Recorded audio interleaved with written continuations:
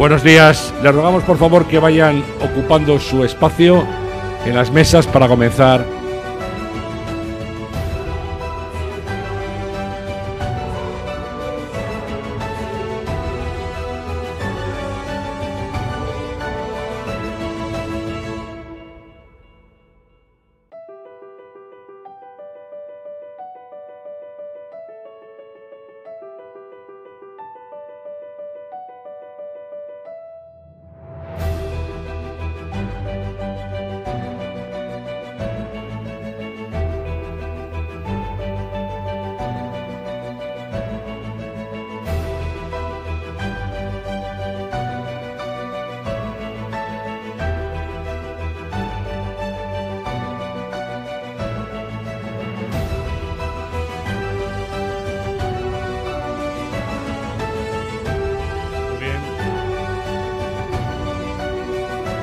Muy buenos días a todos, queridas amigas, queridos amigos.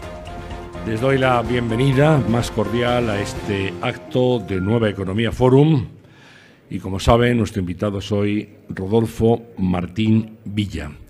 Este acto puede seguirse en directo a través de la plataforma Teams en nuevaeconomiaforum.org, en nuestro canal de YouTube.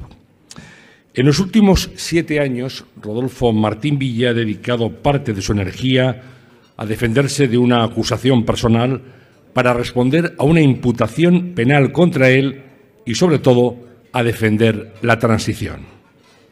Su argumentación es que aquel periodo de la reciente historia de España fue lo más contrario a un genocidio y a crímenes contra la humanidad.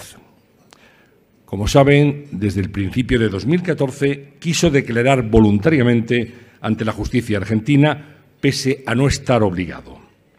Pasaron 6 años hasta que la jueza Servini le tomó declaración. Transcurrido un año, en octubre de 2021, la jueza le procesó por 4 muertes causadas por disparos policiales entre marzo de 1976, cuando él era ministro de Relaciones Sindicales y, por tanto, no tenía competencia sobre los cuerpos policiales, y julio de 1978, cuando era ministro de la Gobernación y España ya era una democracia. La jueza Servini calificó esas muertes como delitos de lesa humanidad. El pasado 23 de diciembre, en la víspera de Nochebuena, la Sala Segunda de la Cámara de Apelaciones Argentina dictó por unanimidad una resolución en la que determina que ni hay pruebas para responsabilizar a Rodolfo Martín Villa de las muertes por las que se le procesó, ni los hechos encajan en el delito de crímenes de lesa humanidad. Rodolfo Martín Villa comparece hoy públicamente, por primera vez en estos 7 años, para explicar su actuación en este larguísimo proceso y responder también a sus preguntas. Rodolfo Martín Villa tiene la palabra.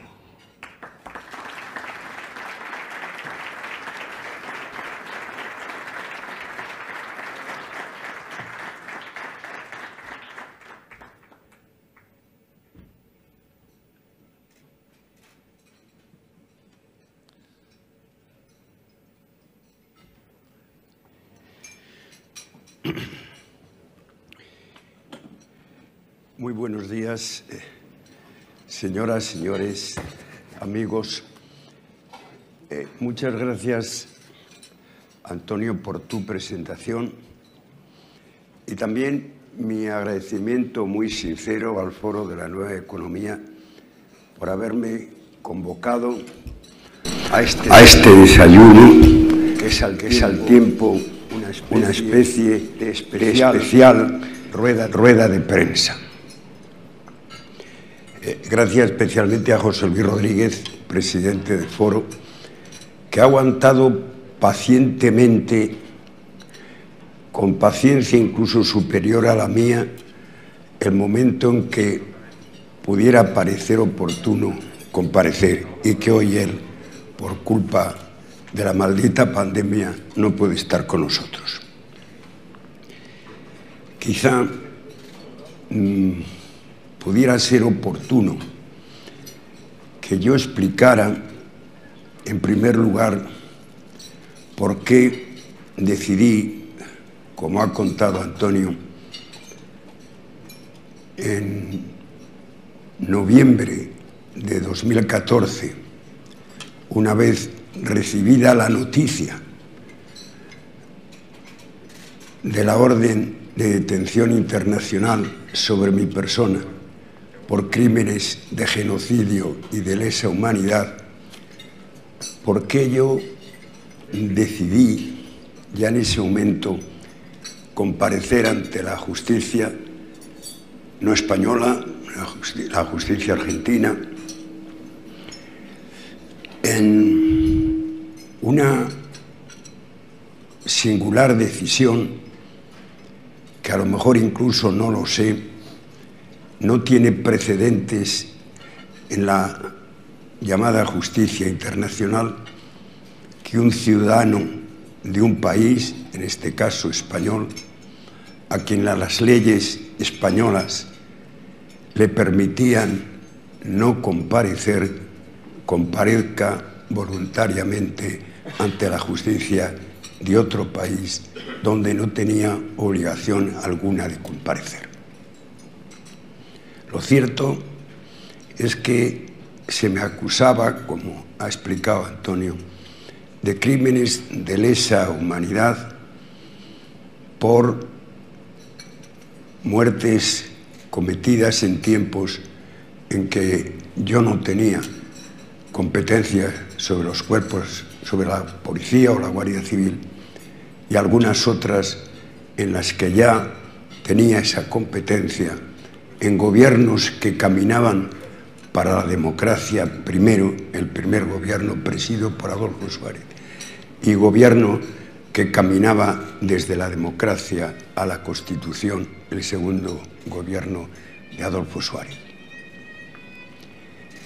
He defendido lógicamente de las imputaciones personales que se me habían hecho, pero he creído que estaba en la obligación de defender una etapa de la vida española en la que yo creo que todos los españoles de cualquier signo político y de ningún signo político, yo creo que constituyeron una de las mejores etapas, al menos de nuestra reciente historia, la transición. Yo pude, como he dicho, yo pude ser el responsable, no, políticamente, por supuesto, político, y también incluso el responsable penal de aquellas muertes.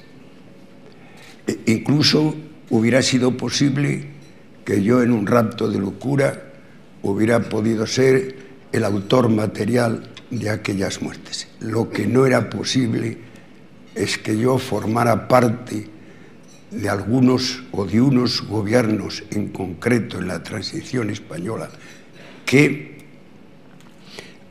creo, voy a intentar repetir casi literalmente la acusación, que urdieron un plan sistemático, deliberado, generalizado y planificado, repite la palabra plan planificado, de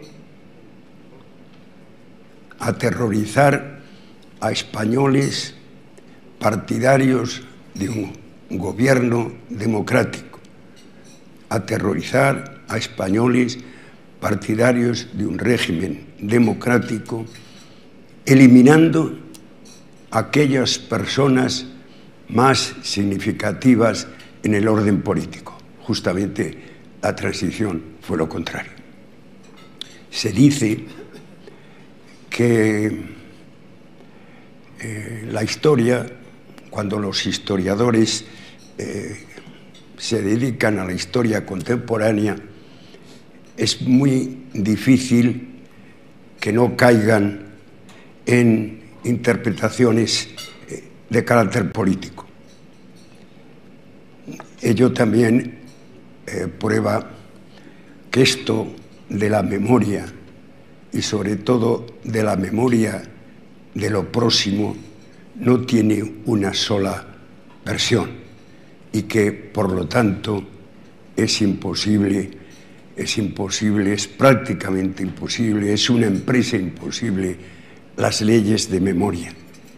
Pero si además las leyes de memoria tratan o bien de suprimir la transición, diciendo que fue una pura continuidad de la dictadura, o incluso y peor, que en la transición pudieron haber esos planes que he descrito prácticamente en la literalidad de cómo se expresaban en la querella argentina en su inicio, pues ciertamente los políticos, hombre, aunque yo más que en la política en estos momentos esté en la arqueología, los políticos yo creo que tenemos algún deber adicional. Yo podía libremente, sobre las acusaciones que sobre mi persona caían, podía libremente y legítimamente haberme amparado en la ley de la amnistía o en la prescripción de los delitos. Era una forma legítima y la podía haber utilizado de defender mi honorabilidad atacada o la honorabilidad de los míos también atacada. Pero si tocaba a la transición, yo entendía que como miembro sobre todo de aquel primer gobierno de Adolfo Suárez, constituido por 20 personas, de las cuales todas, menos 2, habíamos tenido responsabilidades de distinto signo en el franquismo, y de las cuales ya solo de aquellos 20 vivimos 4, yo creía que como miembro de esos gobiernos tenía, así lo interpretaba yo, acertada o desacertadamente, tenía la obligación moral y personal de hacer frente. Podía en lo personal disponer de mí y de mi honorabilidad y de la de los míos. No podía disponer libremente de una acusación que, tal como la he relatado, no era la propia de la discrepancia política o de la discrepancia del historiador en enjuiciar una determinada etapa reciente y brillante de nuestra historia, sino que era lisa y llanamente faltar a la verdad. Porque esa es mi memoria. Hubo un día de noviembre de 1975 en que yo oí al joven rey Juan Carlos. Yo llegaba de gobernar Barcelona de la forma más civilmente que se podía gobernar en aquel tiempo, y oí al joven rey Juan Carlos hablar de que había que procurar un consenso de concordia nacional.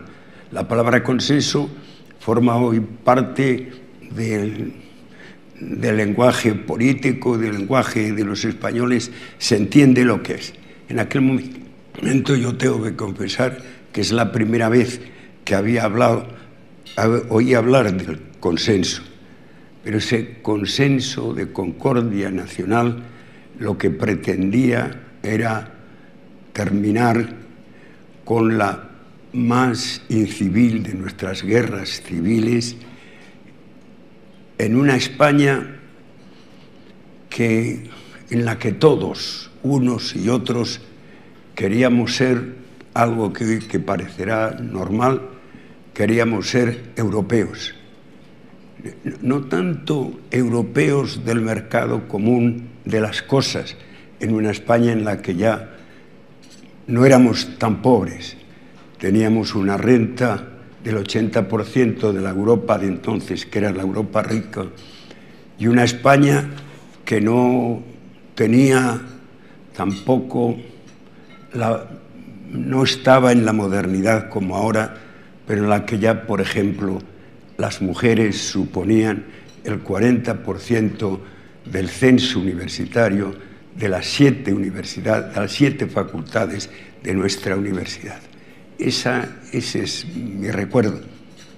Y sobre todo, recuerdo que como político en la arqueología, pero político, puede ser, y casi es obligado que tenga su parcialidad, tiene su expresión especial en el primer gobierno presidido por Adolfo Suárez. Aquel gobierno constituido, como he dicho, es un gobierno que entre los meses de julio de 1976 y junio de 1977 produce con otros, porque ya hay un contacto, como es sabido, ya hay un acuerdo, como es sabido, con las fuerzas de la oposición, produce que donde no había cámaras elegidas por sufragio universal, las hay, en que por primera vez, desde muchos años, más allá de los 40 años del franquismo, no hay exiliados y no hay presos políticos en España, que hay libertades. Y ese es el gobierno que gana las elecciones, es un gobierno democrático. La ley de amnistía, pues, es todo lo contrario a una ley de punto final hecha por los gobiernos de dictaduras que tratan de salvarse en la democracia y prepara para la segunda fase de nuestra transición, que es llegar a la Constitución de hoy. Ese es mi recuerdo. Comprendo que es un recuerdo, insisto, parcial. Es lo lógico de alguien que con otras 19 personas y fundamentalmente con lo que se vino a llamar los jóvenes reformistas, tuvimos la fortuna, tuvimos la suerte, también el riesgo de participar en primera fila. No solos, pero sí en primera fila. Y por lo tanto, de alguna manera, cuando yo me entero en los primeros días de noviembre del 2014 esa imputación, pude tener dudas de cómo tenía que administrar la defensa de mi honorabilidad y la de los míos, pero no tuve duda alguna en cómo tenía que administrar mi actitud en torno a la defensa de la verdad. La defensa de la verdad frente a esa imputación del plan generalizado, sistemático de aterrorizar a personas. Tiene algún significado que se utilice en la querella la palabra aterrorizar, cuando aquella etapa de la transición, si tuvo un enemigo único, fue justamente el terrorismo. Y también de decir que aterrorizábamos eliminando a las personas más representativas de aquella etapa. Por eso, por aquello de que la mentira tiene las patas muy cortas, a lo largo de estos años se me ocurrió pedir la comparecencia de buena parte de esas personas a las cuales, según la querella, yo contribuía a eliminar y, sin embargo, comparecían en mi favor. Eso es la transición. Y al igual que tuve la fortuna y el riesgo, el ministro del Interior, y sobre todo en estos procesos de cambio de un régimen, de una dictadura, una democracia, sus riesgos son casi infinitos, pero soportables, pues no me creí yo, al ahondar en la lectura de la querella y de sus fundamentos, no me creí una persona perseguida por causa de la justicia, no. Yo, al contrario, creí que podía haber tenido la fortuna de asumir el riesgo para defender una cosa que a mí me importaba. Por otro lado, han circulado, como he dicho, muchos años.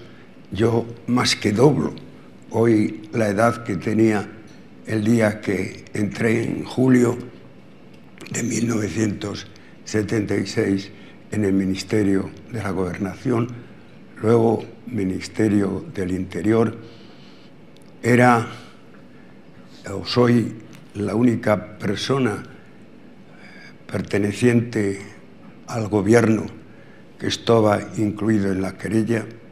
En su inicio, para mayor escándalo, estábamos tres: Adolfo Suárez, Alfonso Osorio y yo.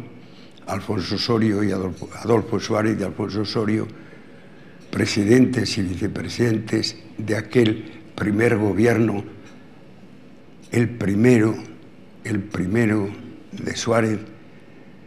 Por lo tanto, prácticamente estaba claro que yo tenía, al menos estaba claro para mí, a lo mejor equivocadamente, que yo tenía la obligación moral de comparecer. Se me ha señalado un cierto nivel, no quiero insistir en cosas, los detalles, desde noviembre del 14 hasta hace unos días, diciembre del 21, hacen de que aquello, más que un juicio, lo que se ha montado desde aquí, es un espectáculo. Yo soy muy institucional, tanto es así que también me paso de gubernamental, casi siempre, aunque no gobiernen los llamados míos, que a veces, como diría Pío Cabanillas, no sabes exactamente quiénes son, pero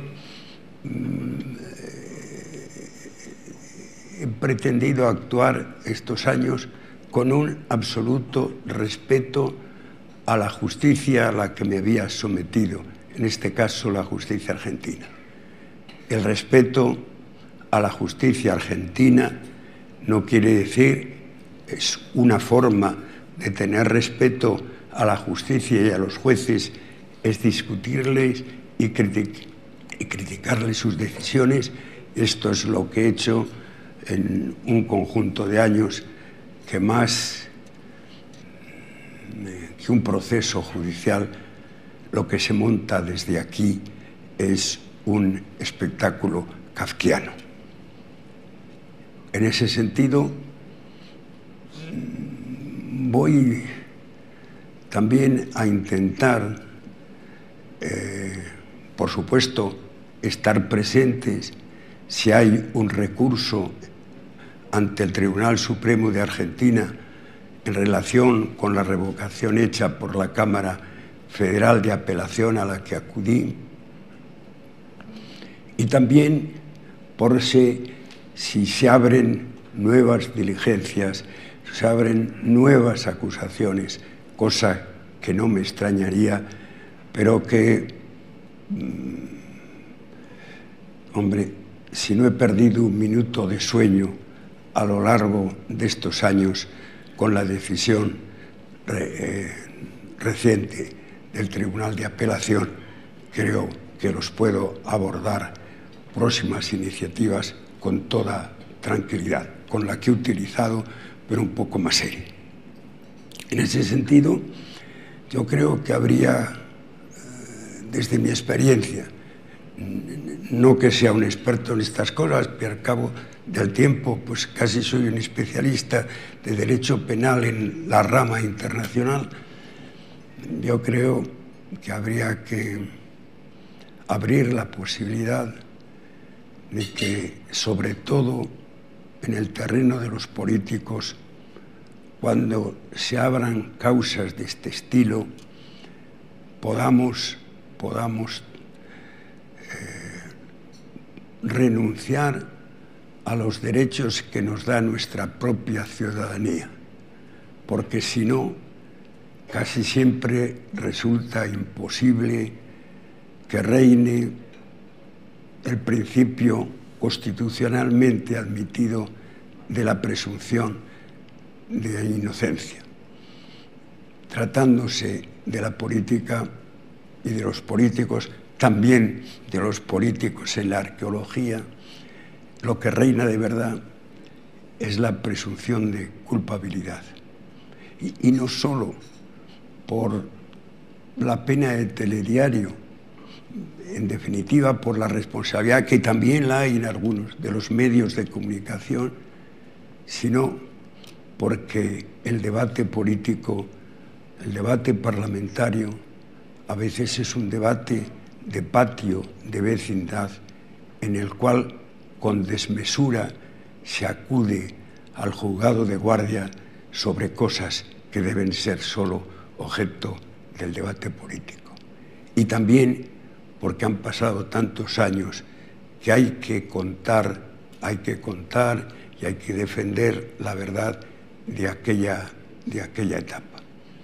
En este sentido, me gustaría, y lo voy a intentar, que el Gobierno de España, que es mi gobierno, haga modificaciones internas sobre la extradición o sobre la propia aplicación de la prescripción de los delitos cuando el afectado quiera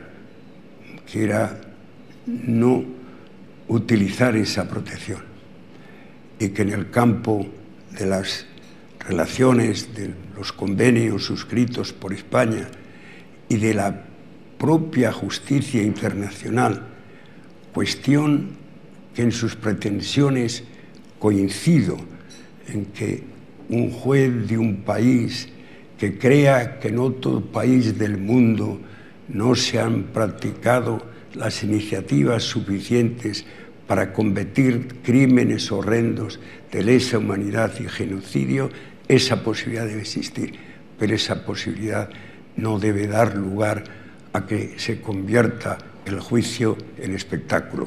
Esto es lo que, además, un espectáculo que normalmente las víctimas de ese espectáculo son los políticos. Esto es, queridos, me pasa una tarjeta que debe ser algo así como, no sé si el primer aviso, pero he terminado. Esta ha sido la razón de mi comparecencia. Agradezco muy de verdad su comparecencia hoy, vuestra comparecencia hoy, pero quiero acabar dando las gracias a mucha gente, pero especialmente a 20 personas que han comparecido, 16 a mi iniciativa y 4 voluntariamente ante el juzgado de Buenos Aires.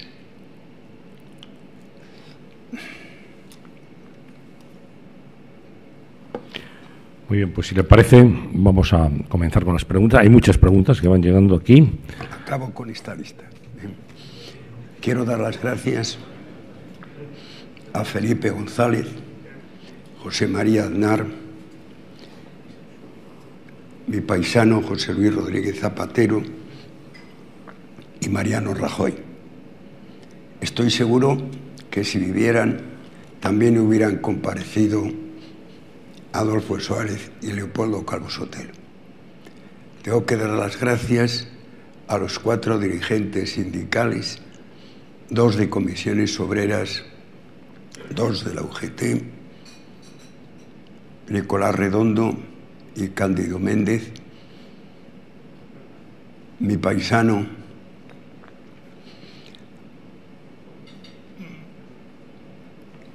Antonio Gutiérrez Vergara y mi paisano José María Fidalgo. si hubiera vivido Marcelino Camacho. Ahí se ha recordado en la polémica sobre la ley de la amnistía la intervención de Marcelino. En el debate de la ley también hubiera comparecido, estoy seguro. A los dos ponentes vivos de la Constitución, Miguel Herrero y Miguel Roca. Si vivieran, Manuel Fraga, Gabriel Cisneros, José Pedro Pérez Llorca, Gregorio Peces Barba y Jordi Soler Turá, yo estoy seguro que hubieran acudido. Un agradecimiento muy especial al democristiano Enrique Kraus, primer ministro del Interior en Chile tras Pinochet, y al socialista Jaume Gama, ministro del Interior en Portugal tras Oliveira Salazar, que muchos saben de las dificultades especiales de ese ya complicado oficio de ministro del Interior en momentos de paso de la democracia a la democracia desde la dictadura. Doy las gracias también a Eduardo Serra, presidente de la Fundación de la España Constitucional, en la que estamos ministros sin responsabilidades políticas actuales, de la UCD, del Partido Socialista y del PP. A Rafael Arias Salgado, presidente de la Fundación de la España de la Transición. A Juan Van Halen, presidente de la Asociación de Diputados y Socialistas de las Cortes y de Senadores de las Cortes Democráticas, y al catedrático de la Autónoma, presidente de los procesos de paz de la comunidad cristiana de San Egidio, Jesús Romero Trillo, que mucha experiencia tienen en cómo puede la gente, incluso del terrorismo, pasar a la democracia.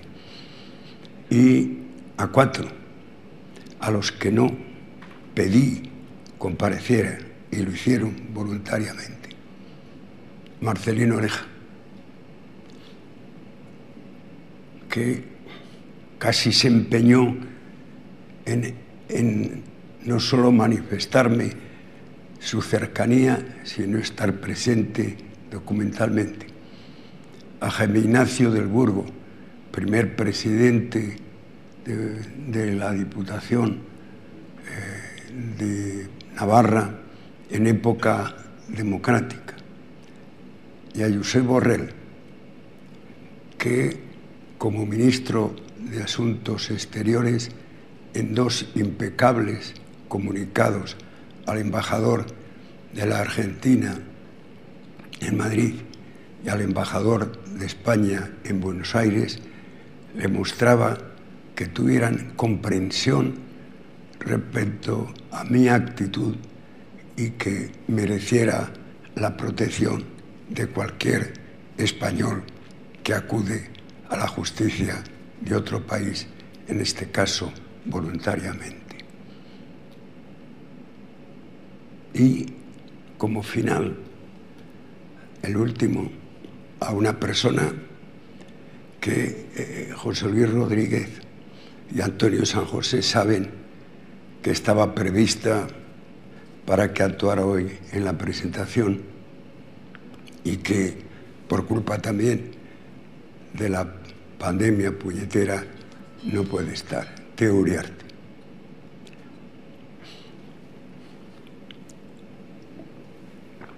Teo Uriarte es uno de los enjuiciados y condenados a muerte en el tristemente célebre Consejo de Burgos. Teo Uriarte es uno de los indultados con, recordarán algunos, con una extraña fórmula, la del extrañamiento, indultados en el primer gobierno presidido por Adolfo Suárez. En 1970, aquel condenado a muerte fue indultado y por primera vez se pidió el dictamen del Consejo del Reino. En aquel Consejo del Reino estaba Alfonso Osorio, estaba Pío Cabanillas. ¿Cómo no va a estar Pío Cabanillas en una iniciativa que al tiempo tiene que necesitar de generosidad y tiene que necesitar de inteligencia? Y estaba yo con 36 años. Bueno, pues resulta que al final este Uriarte, quien proclama mi inocencia, aquellos que habíamos dictaminado su indulto. Bien, eso yo creo que es la transición. Muchas gracias. Bueno.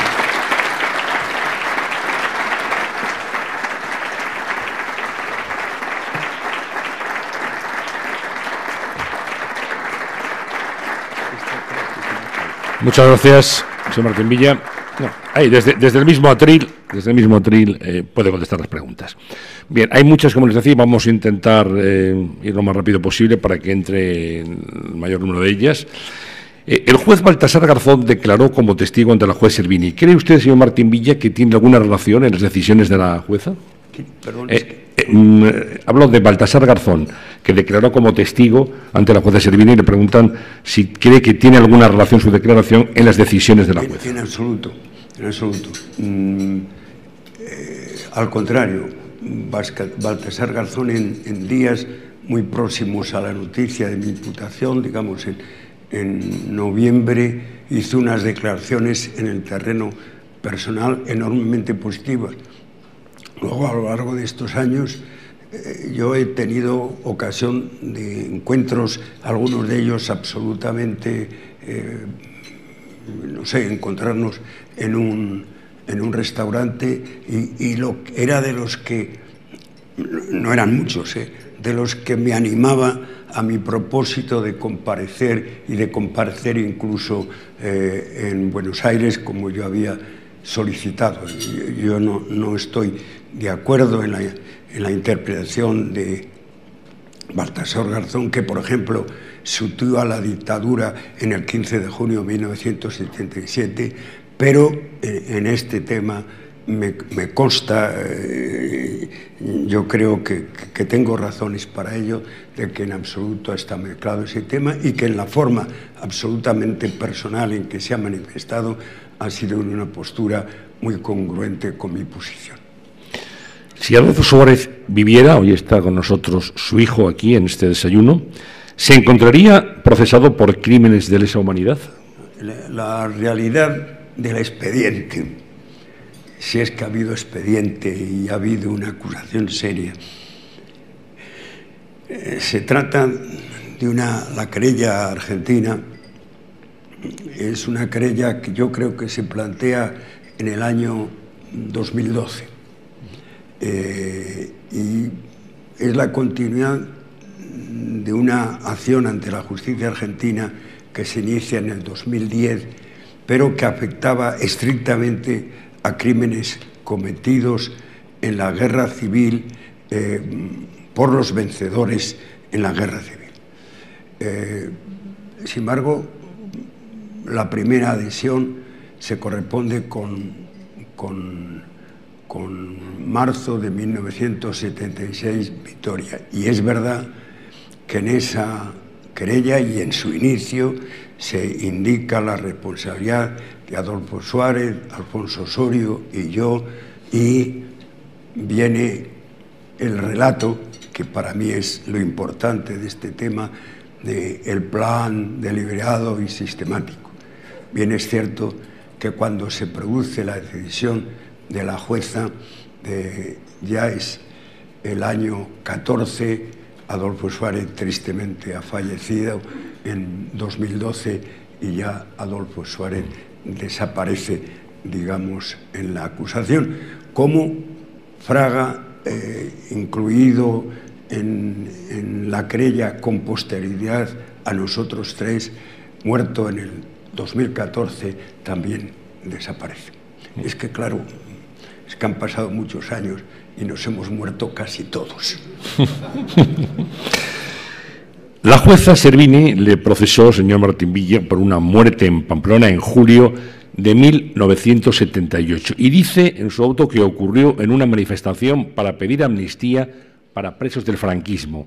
La pregunta es, ¿quedaban militantes antifranquistas en la cárcel en ese momento? No, es que eso lo desvirtúa muy bien Jaime Ignacio del Burgo en su escrito, que además es un escrito que él se ve que como abogado en ejercicio presenta ante, en documento notarial, porque él además estaba en la Plaza de Toros, en la que de verdad aquel día la Policía Armada tiene una desdichada intervención, pero que en todo caso aquel día lo que parece el problema estaba entre amnistía, que era contestado por la mayoría de la plaza San Fermín.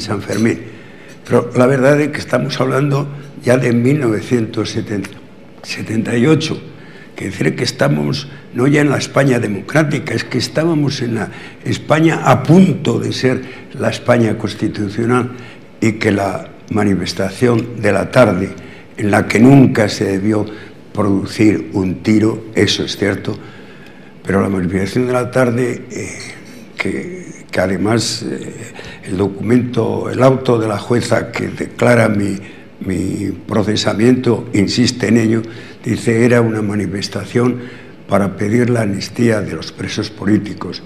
En aquel momento, julio del 78, no ya entonces, sino un año antes, en el primer gobierno de Suárez, no había ningún preso político en España. Pero es que en aquel momento, y eso lo relata espléndidamente Santos Julián, es decir, en aquel momento es que lo único que quedaban, ya en el momento de la ley de la amnistía, eran presos de ETA acusados directamente de asesinatos. Por lo tanto, los presos que estuvieran presos de allí son las decenas de asesinatos que desgraciadamente se siguen produciendo en España cuando ya éramos democráticos, cuando ya habíamos logrado la ley de la amnistía, cuando estábamos a punto de aprobar la Constitución, y que también, por desgracia, continuaron con gobiernos de uno y otro signo. ¿Cómo se explica que el juzgado argentino no haya tomado la decisión sobre procesarle o no procesarle hasta pasados 7 largos años? ¿Cómo se explica que haya tardado 7 años el gobierno, la justicia argentina, en tomar la decisión, la jueza Servini, si procesarle o no? Por aquello del primer aviso, del segundo, del tercero que recibía por uso desmesurado de mi tiempo, no me ha parecido que debía utilizar en contar los distintos aspectos de ese proceso un tanto kafkiano que comienza en el año 14.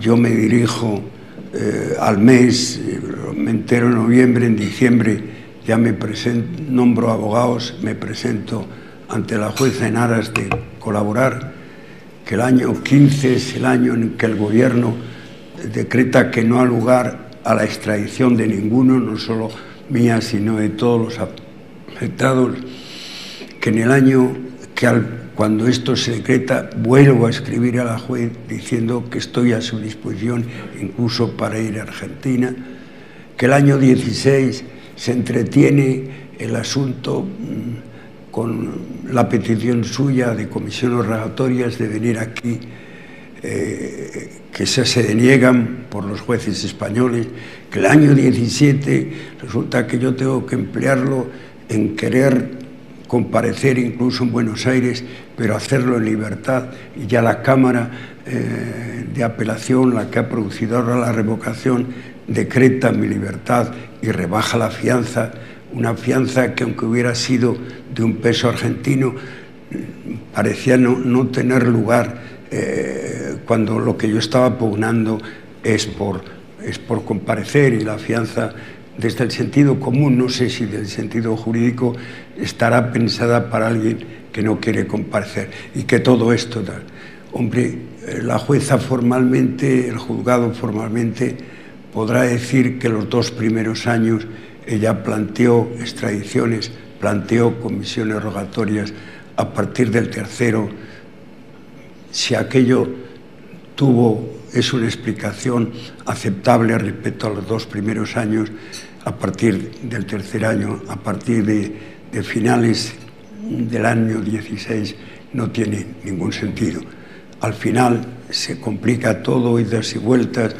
Hay un diciembre de 2019 en que yo ya tengo con mis hijos el viaje para Buenos Aires, y también cambian, no sé por qué, y de recibirme en Buenos Aires.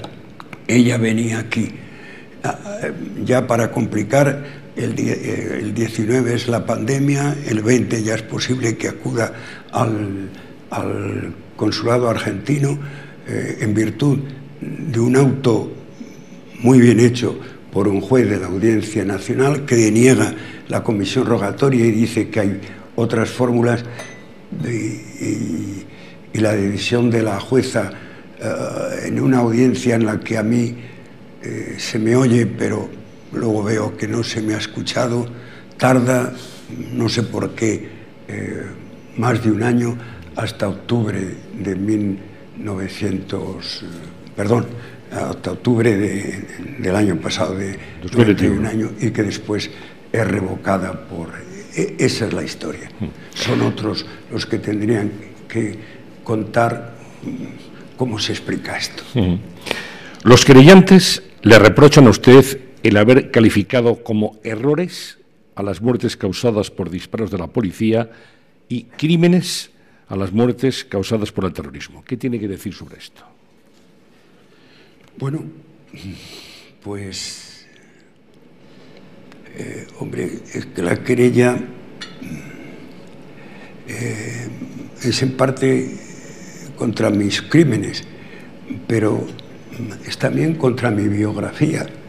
Y es verdad, yo en este momento no podría recordar en qué fecha, que frente a alguna situación en que pudo haber conductas o incluso disparos, también en mi tiempo, de policía y de la Guardia Civil, pues yo estoy seguro que dije eso. Es decir, que la actuación de la policía o de la Guardia Civil podría ser discutible, podría ser errónea, pero que enfrente lo que diríamos era crímenes. Hombre, ojalá me hubiera equivocado. Ojalá, eso también lo cuenta Santos Juliá en su libro y en algunos de sus artículos en El País. En el fondo, cuando se dicta la ley de la amnistía, cuya discusión se ve claro que fundamentalmente lo que pretende es excarcelar a los pocos presos de ETA acusados o procesados ya por crímenes cometidos directamente. Ayer, también en un artículo muy bueno de Tomás de la Cuadra, lo explica, y lo explica muy bien. Un poco todos caímos en la ingenuidad, bendita ingenuidad, por otro lado, de creer que acabada la dictadura se acababa el terrorismo. Por lo tanto, yo ojalá me hubiera equivocado, que enfrente no teníamos criminales, que enfrente lo que teníamos éramos luchadores por la autonomía, incluso por la independencia del País Vasco. La realidad, desgraciadamente, me ha dado la razón. He citado antes como el último de los 20 a Teo Uriarte. Teo Uriarte lo cuenta muy bien en sus libros, cuál es la actitud de aquellos, Onandía, Teo Uriarte, que juegan a la lucha política y aquellos que persisten en el crimen. ¿Qué opina sobre la pretendida derogación de la ley de amnistía del año 1977? La derogación de la ley de amnistía, de su pretendida derogación, ¿qué opina? Bueno, pues yo también, como está aquí Juan Luis Cebrián, pues lógicamente me adhiero a lo que él ha dicho sobre la ley de la amnistía. Hombre, yo pediría que se viera el debate, que se volviera el debate, y se ha recordado actores del debate. Fue Marcelino Camacho, que tenía la autoridad moral de un preso político sindical. Y yo creo que se vieran y que se recordaran cuáles fueron las intervenciones más sobresalientes, que fueron Chiqui Venegas, Arzallus, es decir, que estaban defendiendo cosas que desde la generosidad eran explicables y que desde la cercanía de un país en el fondo pequeño, en el que además muchas familias, yo también la tengo allí, pues estaban de una u otra manera relacionadas con gente, relacionadas con la actividad de ETA. Es decir, ¿a quién iba destinada esa amnistía? El tema no es tanto que se derogue o no se derogue la ley de la amnistía, que como ayer señalaba Tomás de la Cuadra, se quiera derogar en los aspectos que afectan a unos y no que afectan a todos, porque volvemos a estar otra vez en la desgracia de las dos Españas que le lavan el corazón a Antonio Machado. Es que además hay algunos, lo ha recordado un artículo también de Fernando Suárez, el más notable de los 7 ponentes de la ley para la reforma política, que ni amnistiados ni prescritos. Es que si yo no hubiera tenido la iniciativa respecto a la justicia argentina, incluso en posibles iniciativas posteriores, lo que pediría es que formalmente se me permitiera no acogerme a la ley de amnistía, que no se hizo para gentes como yo, no se hizo para gentes como yo, por muchas responsabilidades que hubiéramos tenido. La mía última, la que he contado antes, gobernar lo más civilmente posible en Barcelona. Es decir, no se hizo para ellos, y que por lo tanto ni juegue la ley de amnistía, ni juegue la prescripción. Y lo peor que puede suceder es esa iniciativa, que es que la ley de la amnistía, interpretada de acuerdo con los convenios suscritos internacionales suscritos por España, no tiene sentido. Es la misma actitud que ha tenido la jueza. En este caso puedo criticar directamente a la jueza porque lo ha hecho no como jueza, sino en declaraciones a la prensa en que se queja de la falta de colaboración de las autoridades españolas, judiciales o gubernativas. Si usted, jueza, se cree que aquí no se ha colaborado y se han incumplido las leyes, el convenio de colaboración entre España y la Argentina, o las leyes que afectan a la justicia universal, su oficio no es declararlo a la prensa, su oficio es recurrirlo. Por tanto, no tiene sentido. ¿Qué opinión le merece el proyecto de ley de memoria democrática? Bueno, yo creo que ya al comienzo he indicado que eso de la memoria, por su propia naturaleza, es distinta. en el viejo catecismo que yo estudié, era aquello de la memoria, entendimiento y la voluntad, que eran las facultades del alma. La memoria es distinta. Y la memoria de los políticos, cuando han participado en el hecho que se enuncia, es por su propia naturaleza parcial. La mía es parcial y la he contado. Lo que pasa que por mucho que la memoria sea distinta y además puedan ser memorias distintas, igualmente honestas, hay cosas que no se pueden decir. Y si hay un artículo en la Ley de la Memoria Democrática que dice que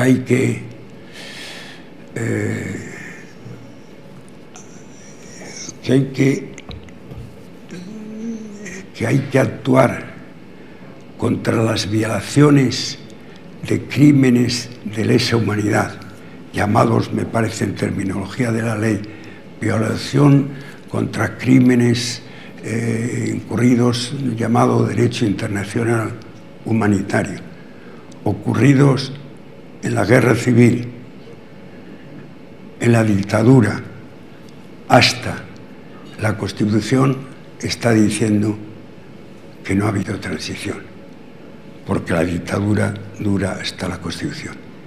Y si cuando habla la ley, como habla, del régimen jurídico, creando una fiscalía de sala para atender a esos crímenes, a la que por otro lado, con acierto, le atribuye la intervención y la dirección de todo lo que quede por hacer respecto a algo en el que no hay que ser demócrata, hay que ser simplemente un bien nacido, que son las fosas de gentes no identificadas aún o que no han recibido los honores suficientes, en eso acertada, pero ese mecanismo jurídico, por otro lado, de perfiles no demasiado, bueno, quizá no demasiado entendibles para una persona como yo, que claro, que por necesidades del papel ya me he hecho un jurista, pero que hay cosas que no entiendo, pero que también ese fiscal puede intervenir en los crímenes de lesa humanidad, ahora redactados de forma distinta, pero es lo mismo, ocurridos en la guerra civil, en la dictadura, 3 en el periodo transcurrido desde la muerte del dictador hasta la Constitución. Es lo mismo, es la transición. Lo cual quiere decir que, hombre, la música y, en cierto modo, la letra de la ley en ese aspecto, yo solo en ese aspecto de la ley para la memoria democrática, se parece mucho a la imputación en la querella argentina del plan sistemático, generalizado y deliberado para aterrorizar a españoles y procurar la eliminación de esos españoles que pretendían en gobiernos democráticos la eliminación de sus personajes más representativos. Se parecen mucho. A lo mejor es una visión parcial mucho mía, pero la lectura más bien me lleva a esa similitud. Bien, tenemos 3 últimas preguntas, vamos ya con un poquito de brevedad. José María Rivas, de la agencia Servimedia, le dice: usted vivió en activo otro momento de recolocación del centro-derecha político. ¿Actualmente cree usted que el Partido Popular debe formar gobiernos de coalición con Vox? Bueno, yo claro, tendría que decir aquello a lo que era, y con acierto y con cierta sorna partidario, el presidente Pujol. Es decir, eso no toca hoy. Pero, en todo caso, yo creo que como muchas gentes como yo, yo sigo siendo militante, bueno, militante arqueológico, claro, del Partido Popular, pero, hombre, yo creo que sí le pediría al Partido Popular, digamos, una actitud, un partido que lógicamente aspira a ser el partido del gobierno y que además, a lo que parece, algunas probabilidades tiene de serlo, no solo ser partido que se opone, sino partido que propone. Bien. David Portabella, del diario El Punt Avui, dice: en sus memorias, Óscar Alzaga relata la orden ministerial de quema de archivos y documentos en 1977. ¿Cuál es su versión de aquel episodio?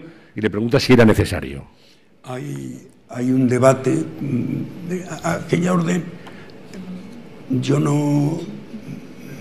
Quizá yo me pasé en su primera redacción. Se había producido la ley de la amnistía. Era lógico que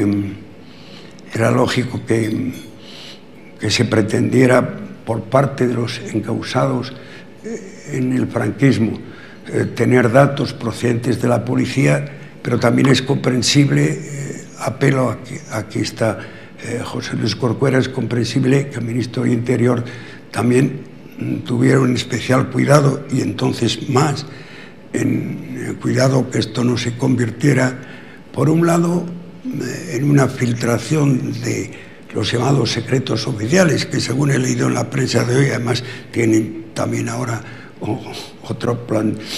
otra actualidad, y que hubiera incluso aspectos relacionados con la seguridad. Hubo un debate y yo me defendí, y creo que no mal.